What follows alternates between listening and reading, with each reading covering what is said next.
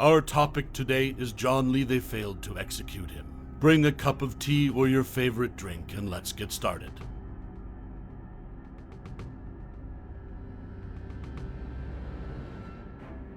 John Lee was not more than 30 years of age when he was walking with his skinny body in the corridors of Exeter Prison on the morning of February 22, 1885, and his thinness was doubled by the thin white shirt he was wearing and those tight black trousers. And it was hard for anyone to believe the fact that John, on his way through these passages to the gallows, but John was no ordinary person, supernatural phenomenon.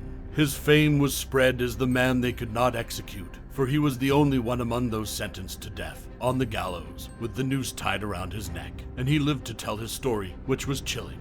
John knew he would not die, watch it in a dream, the night before the execution of the death sentence. He saw in a dream that the hole he was standing on, above the gallows platform, had not been opened, and this is what really happened. Crime.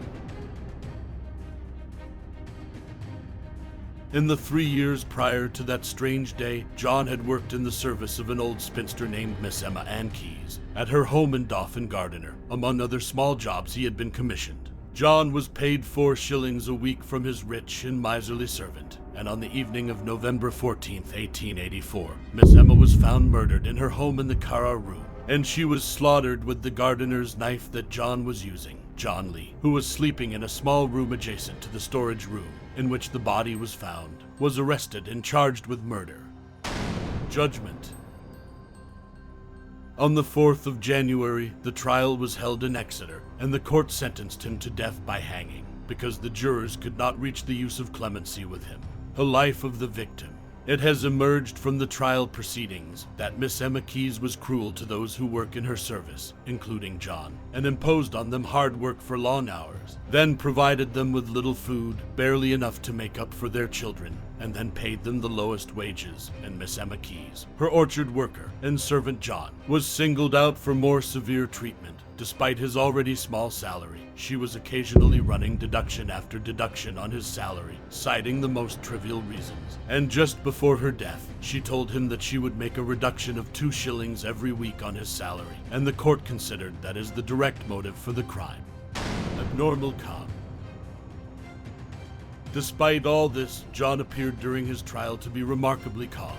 He did not look like someone who could be killed in a sudden outburst of anger, and this caught the attention of the judge, and commented on it as he asked John if he had anything to disclose. And John said to me, "The reason for my calmness, Mr. Judge, is that I will not be hanged. God knows that I am innocent." Gallows execution. While he was sleeping, a deep sleep the night before the hanging, the prison men were testing the gallows, which would be the instrument of execution. The base of the gallows, on which those sentenced to death by hanging stand, consisted of 2 banks of a door held from below, a bolt controlled by a lever connected to a lever.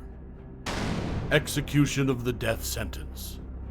The gallows was already erected in a small garden within the prison walls, but in a place that did not allow the prisoners to see the garden or the gallows from their cell. And John also did not know that there was a garden inside the prison. And at 8 o'clock, John Lee left his cell and was taken to where the gallows were. And there his feet were tied, and the cap was put on his head down to his shoulders. Then Kia put the noose around his neck, and the crane was pushed, and everyone heard the sound of the bolt moving from its place. But John did not disappear inside the well, because the door below him remained closed. Everyone's surprise.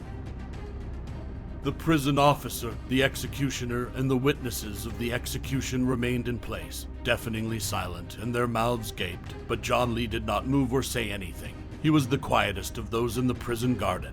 As soon as John Lee was removed from his place, the banks of the door immediately opened, and John was returned to his cell, while specialists and officials were busy examining the door of the gallows. And each time, the gallows worked with complete efficiency and complete softness. John Lee was brought back to the gallows, and the second time what happened the first time was repeated, so they took him back to his cell again. And when the third attempt took place and the gallows door did not open, only here John Lee spoke from behind the headdress, which was shaking with his words, saying, "You will not be able to execute me. God knows that I am innocent." Commutation of the sentence for inability to be executed. Tears flowed from the eyes of the priest, who was attending the execution of the death sentence, and said with hope, "This is God's will. You should not try to execute this boy again." The prison officer ordered John Lee to be returned to his cell, and he was busy writing a report on what happened and submitted it to the higher authorities, and so the sentence was commuted from death to life sentence. John's death. John Lee spent 20 years in prison and then lived another 15 years after his release, until he died naturally in 1920. The end. Thanks for watching. Don't forget subscribe.